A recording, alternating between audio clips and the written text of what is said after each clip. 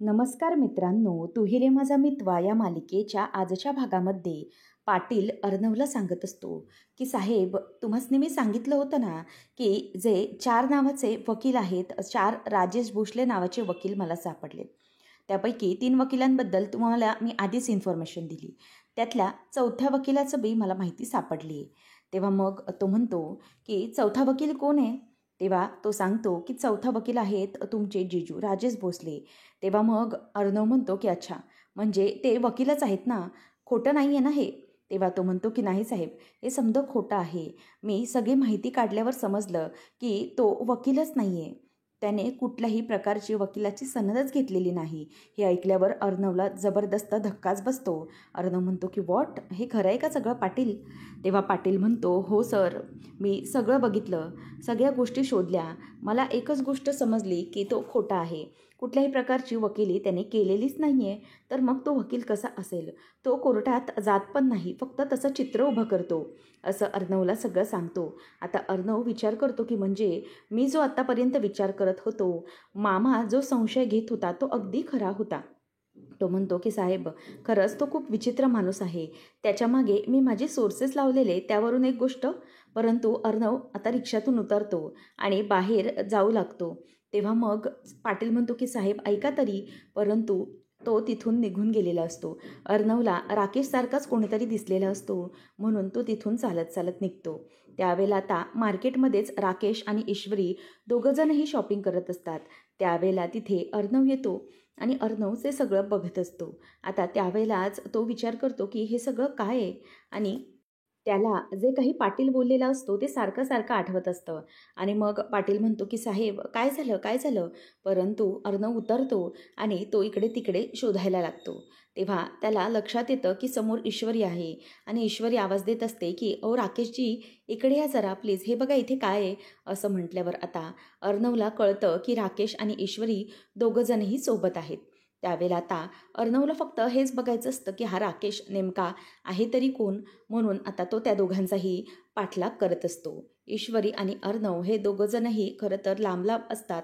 ईश्वरीला अर्णव चाहूल लागून देत नाही की तो तिथेच आहे म्हणून. तेव्हा मग तो आता ईश्वरीच्या इथे बघतो आणि तेवढ्यातच अर्णव बघायला जाणार आणि राकेश समोर चेहरा करणार. मध्ये एक फुगेवाला येतो आणि त्याचे जे बुडबुडे उडत असतात हवेत, त्यामुळे अर्णवचे डोळे जरासे बंद होतात आणि त्याचबरोबर पटकन तिथून राकेश आणि ईश्वरी हललेले असतात, म्हणून अर्णवला यावेळेला तो काही दिसत नाही. त्याच वेळेला आता तो एका ओढणीच्या दुकानाकडे ईश्वरीला घेऊन जातो. मग अर्णव पुन्हा एकदा त्या दोघांना गाठतो आणि त्यांचा पाठलाग करत असतो. आता राकेशला काहीतरी दाखवण्याचा प्रयत्न करत असते, परंतु त्याचं तिथे लक्ष नसतं. आणि नंतर मग तो ईश्वरीला म्हणतो की ईश्वरीजी, हे बघा इथे ओढण्यांचं दुकान आहे, आपण इथून बघूया का तुम्हाला? तेव्हा मग ईश्वरी त्या ओढण्या बघायला लागते आणि ईश्वरीची चॉईस अगदी फंकी वेगवेगळी असते. परंतु राकेशची चॉईस ही अगदी नॉर्मल आणि नेहमीसारखीच असते, लोकल. म्हणूनच तो जे काही बघत असतो ते ईश्वरी अजिबातच आवडून घेत नसते आणि नाही, हे ठीक वाटत नाही असं सरळ त्याला सांगते. तेव्हा मग अर्णव बघत राहतो की कोण आहे हा राकेश.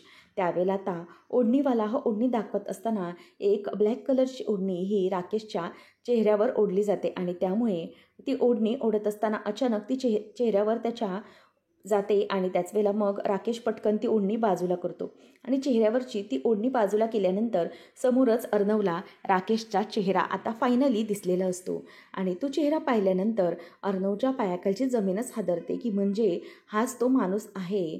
राजेश भोसले आणि राकेश ही दोन्ही एकच हे अर्णवच्या लक्षात येतं. आता मग अर्णव हा बघतो आणि त्याला धक्काच बसतो. ईश्वरीला राजेश म्हणतो की हे बघा, ही ओढणी आहे ईश्वरीजी, कशी वाटते? त्यावेळेला ती काही बोलणार त्याच्या अगोदरच तो पटकन म्हणतो की दादा, ही ओढणी फायनल करून टाका, आणि त्याला पैसे देतो आणि पॅक करायला सांगतो. परंतु ईश्वरीला ती ओढणी अजिबात आवडलेलीच नसती. ती उगीचच घेते आणि मग म्हणते की ठीक आहे चालेल, आणि मग घेऊन ती निघून जात असते. अर्णव विचार करतो की नाही, आता या माणसाला मी अजिबात सोडणार नाही, याचं काळं सत्य माझ्यासमोर आलं आहे. तेव्हा त्याला प्रत्येक गोष्टी आठवतात. म्हणजेच कशाप्रकारे राकेश हा घरामध्ये वागत असायचा, परंतु त्याच्यावर संशय असूनही मी काहीच केलं नाही. नंतर अर्णवला लक्षात येत असतं की कशाप्रकारे तो अंजली ताईबरोबर वागला, तिच्याबरोबर प्रेमाचे नाटक केले, लग्न केलं, परंतु तरीही आता ईश्वरीबरोबर तो आहे हे सगळं आठवतं. आणि या सगळ्या आठवणींमुळे त्याला खरं तर स्वतःचाच खूप राग येत असतो की हा माणूस इतका फ्रॉड करूनही मी इतकी वर्ष त्याला ओळखू शकलो नाही.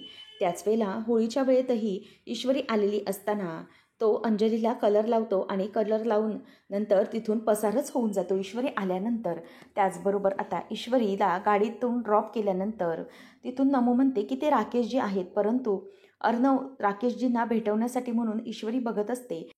परंतु तिकडून राकेश हा अचानक फोनचा बहाणा करून निघून गेलेला असतो. आणि नंतर ईश्वरी ही समोर गाडीच्या समोर आलेली असताना राकेश पुन्हा त्याच्या गाडीतून गायब झालेला असतो. हे सगळे क्षण एक एक आठवतात. नंतर जेव्हा शंकर पार्वतीची पूजा आजीने सांगितलेली असते त्यावेळेला अर्णव हा चूल पेटवायला गेलेला असताना राकेश पुन्हा एकदा देवळात गोंधळलेला असतो आणि तो घाबरतच तिथून पसार होऊन जातो. हे सगळं एक एक त्याला आठवतं आणि विचार करतो, या सगळ्या गोष्टी मी विचार का नाही केल्या. या सगळ्यांच्या गोष्टींच्या मागे काहीतरी रहस्य नक्कीच दडलेलं होतं. परंतु तेवढ्यातच ईश्वरीच्या ऑफिसचं म्हणजेच तिच्या किचनचं क्लाउड किचनचं ओपनिंग असताना राजेश आणि समोरून निघून गेलेला असतो. ईश्वरी त्याला राकेश असा आवाज देते आणि अर्णव त्याला राजेश जिजू असा आवाज देतात. आणि तरीही तो त्याचा पाठलाग करत असताना राकेश हा थांबत नाही. हा गाडीवरून तिथूनच बाईकमधून निघून जातो. हे सगळं आता त्याला आठवतं. आणि नंतर मग अर्णव विचार करायला लागतो की नेमकं हे सगळं काय आहे. आणि त्याच गोष्टींच्या विचारांमध्ये तो गुंतलेला असतो. नंतर आता राकेश हा ईश्वरीबरोबर गप्पा मारत मारतच म्हणतो की चला झाले का शॉपिंग, आता निघूया का, असं विचारल्यानंतर आता ईश्वरी ठीक आहे चलूया असं म्हणून दोघंजणी आता निघत असतात. त्याच वेळेला इथे आता अर्णवचं लक्ष त्या ओढणीवाल्याच्या दुकानाकडे जाते, परंतु तिथून तो निघून गेलेला असतो. अर्णवच्या डोळ्यात आता खूप पाणी आलेलं असतं, कारण त्याला या सगळ्यामुळे जबरदस्त धक्का बसलेला असतो आणि त्याला खरं तर त्याच्या अंजलीताईची काळजी लागून राहिलेली असते, म्हणून तो जरासा घाबरलेला असतो. नंतर आता अर्णव हा बघत असतो, पुढे चालत चालत येतो. तिथूनच ईश्वरी आणि राकेश हे जात असताना दिसतात. आणि त्याच वेळेला मग आता बाईकवर त्या दोघांना पाहिल्यावरती तो खूप चिडतो आणि त्यांचा अगदी धावत धावत पाठलाग करू लागतो.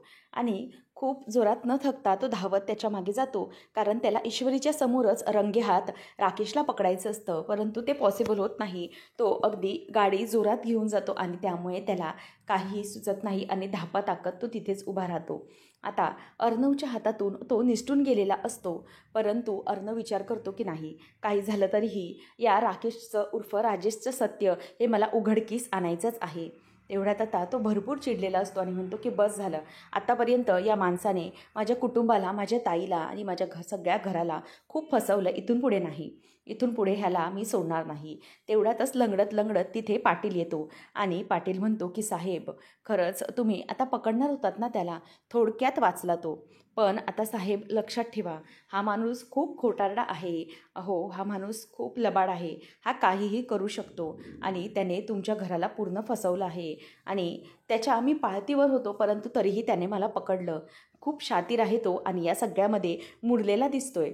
म्हणूनच साहेब काळजी घ्या आणि जे काही कराल ते अगदी व्यवस्थित करा याच्या बाबतीत. आणि मग असं म्हणून पाटील काळजी घ्या बोलून तिथून निघून जातो. अर्णव हा आता म्हणतो की पाटील, आता काळजी मला नाही तर काळजी त्याला घेणे गरजेची आहे, कारण त्याची मी आता अशी वाट लावणार आहे ना की त्याला स्वतःचीच काळजी घ्यावी लागणार आहे. असं आता अर्णव हा रागातच तिथून त्याच्याकडे बघून बोलत असतो आणि म्हणतो की आता काही झालं तरीही या खोट्या राजेशचा मी पर्दाफाश करणारच आहे, काही झालं तरी, असं म्हणून तो चिडून त्याच्याकडे बघत असतो. आणि आजपर्यंत त्याने आमच्याशी खरंच खूप खोटं बोललं आहे, परंतु इथून पुढे नाही, इथून पुढे त्याला आम्ही काहीही आता माफ करणार नाही, असं म्हणून आता अर्णव हा भयंकर चिडलेला असतो. त्यानंतर आपल्याला पाहायला मिळतं की इकडे राजेश हा त्याचा नेहमीसारखा वेश घेऊन घरामध्ये शिरण्याचा प्रयत्न करत असतो. तेवढ्यात अर्णव मागून येतो, त्याला तो आवाज देतो. राकेश असा आवाज दिल्यावर आता जरासा तो गडबडतोच आणि मग अर्णवने असा आवाज का दिला आणि म्हणून तो जरासा दचकतो की नक्की मागे कोण आहे, नक्की अर्णव आहे का. त्यामुळे त्याच्या नजरेत आता जराशी भीती असते. तो खूप घाबरलेला असतो. आता मागे वळून पटकन बघतो आणि समोर बघितल्यावर असतो तर अर्णव. आता अर्णवला पाहिल्यावर पटकन तो म्हणतो की अरे अर्णव तू, असं म्हणून आता तो त्याच्याजवळ चालत चालत जातो आणि राजेश हा तिथे उभा असतो. म्हणजेच तो राजेशचा वेश असल्यासारखा समोर बघत असतो. तो म्हणतो की अरे अर्णव, तू मला हाक मारलीस आणि मला काय म्हणालास? राकेश असं म्हटल्याबरोबर आता राकेश कोण असं विचारल्यावर अर्णव चिडतो आणि त्याच्या हातात त्याने जी काही काठी लपवलेली असते ती काठी तो जोरात राकेशच्या डोक्यात घालतो आणि तिथेच राकेश बेशुद्ध होऊन खाली पडतो आणि अर्णव त्याच्याकडे चिडून बघत असतो. आता ईश्वरी ही सगळा हिशोब काढत असते. ती लिहिते की पोहे अर्धा किलो किंवा जास्त बल्कमध्ये घेतलं तर हा भाव, आणि नंतर कांदे जर समजा बल्कमध्ये घेतले तर 120 रुपये. आपण हे सगळा जर भाव बघितला आणि ताई आपण जर सगळं व्यवस्थित बघितलं तर व्यवस्थित होईल सगळं. तेवढ्या तिथे नम्रता येते आणि म्हणते की अगं इशू, मला सांग की ही ओढणी तुला कोणी घेतली? तेव्हा ती म्हणते की राकेशजींनी घेतली. मग ती म्हणते की ही तुला कुठल्या कुर्त्यावर सूट होते? तर ती म्हणते की नाही, कुर्त्यावर कुठल्याच सूट होत नाही आहे. खरं तर ना मला ही ओढणी आवडलीच नव्हती मुळात. मग ती म्हणते की अगं मग तू का घेतलीस ती? तेव्हा नम्रताला ती सांगते की अगं ताई काय ना, म्हणजे ना त्यांनी मला काही विचारलंच नाही. त्यांना त्यांची ती आवडली आणि त्यांनी मला जास्त काही न विचारता डायरेक्ट ती विकतच घेतली. तसं तर मला ती जास्त काही आवडली नाही. तेव्हा मग ती म्हणते की अगं असं कसं चालेल इशू, तुझ्या आवडीनिवडी आहेत त्या तू त्यांना सांगितल्या पाहिजेस ना, आणि मग त्यांनाही तुझ्या कळल्या पाहिजेत आवडीनिवडी. तेव्हा ती म्हणते की ताई मला तितकीशी गरज नाही वाटली. त्यावर नम्रता म्हणते की अगं असं कसं बोलतेस तू, गरज कशी नाही वाटली? त्यांना तुझ्या आवडीनिवडी समजायला हव्यात, तुला त्यांच्या आवडीनिवडी समजायला हव्यात. हे सगळं करताना तुम्ही पुढे लग्न करणार आहात तर तुम्हाला ते समजायला नको का? तेव्हा ईश्वरी म्हणते की खरं तर मला हे सगळं नाही गरजेचं वाटलं. म्हणजे त्यांना मी माझी आवड सांगायला जाणार परंतु ते काहीच बोलले नाहीत. तेव्हा मग ती म्हणते की हे चुकीचं आहे ना पण. तेव्हा इशू म्हणते की काय चुकीचं आहे? त्यावर नम्रता म्हणते की अगं त्यांनी तुझी आवड विचारली नाही किंवा स्वतःच परस्पर घेऊन टाकली, हे तर चुकीचंच वाटतंय मला. त्यावेळेला परत नम्रता ही काही बोलणार. त्यावर इशू म्हणते की तू ऐक माझं, मी काय सांगते तुला. अगं आपण आता ह्या सगळा भाव काढता पोह्यांमागे जरी 10 रुपये कमी केले तरी आपला बिझनेस हा जास्त होईल. चांगली आयडिया आहे ना? तेव्हा नम्रता म्हणते की अगं इशू, मी काय बोलते तू काय बोलतेस? एक गोष्ट लक्षात घे, काही झालं तरीही ही गोष्ट ना खूप चुकीची आहे. तेव्हा मग ती म्हणते की ठीक आहे, तुला नाही आवडली ना ही ओढणी, चालेल मग मी एक काम करते, या ओढणीची मस्तपैकी पिशवी शिवून टाकते. तेव्हा ती म्हणते की अगं नमुताई काय बोलतेस काय तू? तुझ्या आईला जर समजलं ना की मी तिच्या जावयाने दिलेल्या गिफ्टची पिशवी शिवून टाकली तर ती खवळेल, तुला माहिती आहे का? अगं सांगेल पहिलंच गिफ्ट दिलं आणि तू अशी वाट लावून टाकलीस. तेव्हा ती म्हणते की मग आता काय करणार आहेस? तुला तर ती आवडलेली नाही आहे.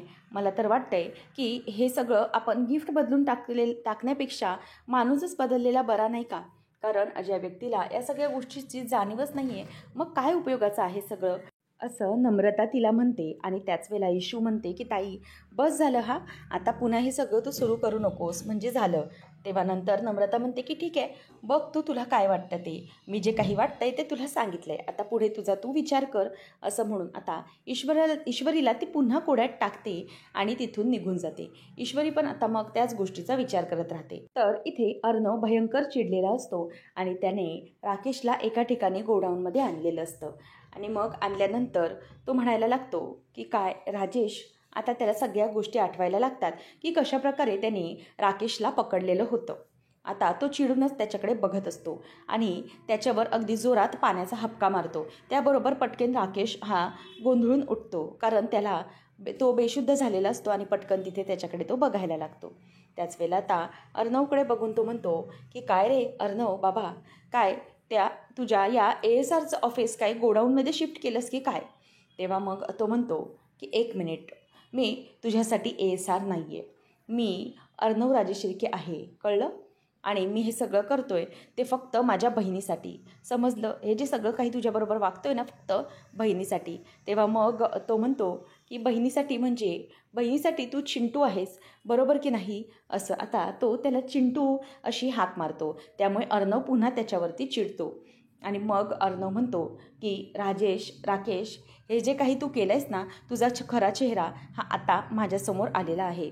अर्णवने त्याची आता कॉलरच धरलेली असते.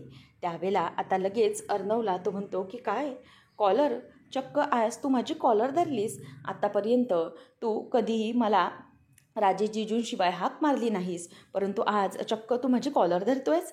तेव्हा मग अर्णव म्हणतो की हीच लायकी आहे तुझी. तुला काय वाटतं की तू जे काही केलं आहेस त्याबद्दल तुझा काही सत्कार करायचा होता का मी? आत्तापर्यंत जे काही वागलायस ना त्याचा आम्हाला खरं तर खूप अभिमान वाटायचा. आम्हाला वाटायचं की नाही, खरंच खूप चांगला आहेस तू, परंतु नाही. सगळ्यांच्या बोलण्याची माती केली आहेस तू माती. अर्णव जोरात त्याची कॉलर पकडून त्याला उभा करतो आणि म्हणतो की बोल, का केलंस हे सगळं? का केलंस? उत्तर दे. तेव्हा मग तो काही बोलायला जाणार तेवढ्यातच अर्णव जोरात त्याला फाईट मारतो आणि तो पुढे जाऊन पडतो आणि त्याच्या तोंडातून थोडं रक्त येतं. तेव्हा तो म्हणतो की अरे बाबा, काय करणार, का केलं हे सगळं सांगायच्या अगोदरच मारतोयस मला, कशाला मारतोयस बाबा इतका, असं तो त्याला बोलतो. तेव्हा अर्णव त्याची कॉलर धरतो आणि म्हणतो की तुला काय वाटतंय, तू हे सगळं केलं आहे आम्हाला समजणार नाही? इतकी वर्ष तू फसवत होतास फक्त आम्हाला. माझ्या ताईशी लग्न करण्यामागचा काय हेतू होता तुझा? अरे, ताईने किती मांडलं होतं तुला, किती वेड्यासारखं प्रेम करते ती तुझ्यावर, पूर्ण विश्वास ठेवला आहे तिने आणि तिचं लाईफ आहेस तू, पूर्ण लाईफ. परंतु तरीही तू तिला फसवत आहेस, का करतोयस हे सगळं? आणि आम्हालाही तिने फक्त तुला देव्हाऱ्यात पुजायचं बाकी ठेवलं होतं रे. आम्हीही तुझ्यावर किती विश्वास दाखवायचो, अगदी डोळे झाकपणे करून तुझ्यावर, तुझ्या प्रत्येक शब्दावर आम्ही विश्वास ठेवायचो आणि तसं वागायचो. परंतु तू तू त्या बाबतीत काहीही चांगलं घडू दिलं नाही. तू ते सगळं मातीच मिळवलंयस, कोणाच्याही नजरेला नजर देऊ शकणार नाही आहेस, इतके चुकीचं वागलंयस तू. तेव्हा राकेश त्याच्याकडे बघत राहतो आणि मग म्हणतो की हो, मग इतकं सगळं असताना तू आता माझ्याशी असं वागतोय? मग अर्णव म्हणतो की मग आता तुझी पूजा करायची का? तुझं सत्य समजल्यानंतर एक गोष्ट लक्षात ठेव राजेश, हे जे काही वागतोयस ना खूप चुकीचं आहे. आत्ता मला तुझ्या वागण्याच्या मागचं इंटेन्शन समजायला लागलेलं आहे.